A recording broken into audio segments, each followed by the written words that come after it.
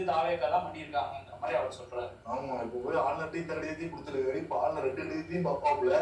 ஒருவேளை அங்கிருந்து கொடுத்து அனுப்பிச்சிருப்பாங்களோ, அங்கிருந்து கொடுத்து அனுப்பிச்சு என்னமோ ஒண்ணு நடக்குது. சரி, எப்படி நீங்க ஆட்சி அமைக்கிறீங்க காங்கிரஸ் வச்சுக்கிட்டு பாக்குறோன்னு டெல்லியில இருந்து கேம் விளையாடுறாங்க. ஆக்சுவலி என்னன்னா டிவி டிரான்ஸ்பரன்சியா அந்த வெளியில சொல்லலாம். இப்ப நம்ம சிபிஐ சிபிஎம் வெளிப்படையா ஆதரவு தெரிவிச்சாங்க, பிரஸ் தைரியமா சந்திச்சாங்க, மக்களுக்கு தீர்ப்பு கொடுத்துருக்காங்க. டிஎம்கே ஏடிஎம்கே ஆட்சி அமையினா கூட அதை நாங்க கேட்டோன்னே வெளியே வந்தோம்னு சொன்னாங்க பேபி நேர்மையா. அந்த நேர்மை கம்யூனிஸ்ட் இடதுசாரிகிட்ட இருக்கு.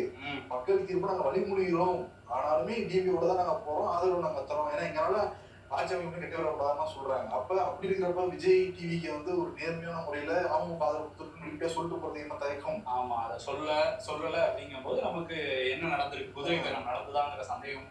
அதான் தினகரன் சொல்றாரு, உதவி பேரம் நடக்குது, தமிழ்நாட்டு அரசியல் இந்த மாதிரி நடக்கவே நடக்காது, மந்திரி ஆஃப் டெமோக்ரஸி அப்படிலாம் பேசுறாங்க. நடக்கவே நடக்காதா? அவங்களே பண்ணிருக்காங்களே.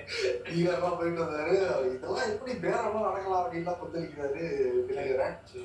ஆனா இப்ப வரைக்கும் சரி, இப்ப ஆட்சியில உட்காருவாரா மாட்டாரா அப்படிங்கிற மாதிரிதான் இருக்கு விஜயோடைய நிலைமை, டிவிக்கோடைய நிலைமை அப்படிங்கிறது. PM ஸ்ரீ திட்டத்தை வந்து ஏத்துக்கணும் அப்படின்னு மேற்கு வங்க அரசுக்கும் தமிழ்நாடு